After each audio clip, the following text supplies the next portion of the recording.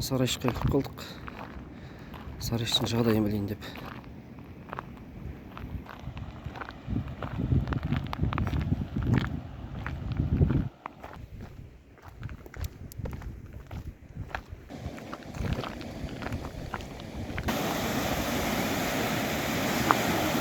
Сарайшы жақ.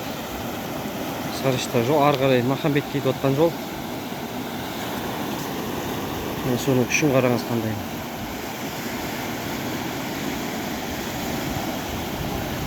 Таудан ағып атқан, сақырамен келіп атқан өзен сияқты.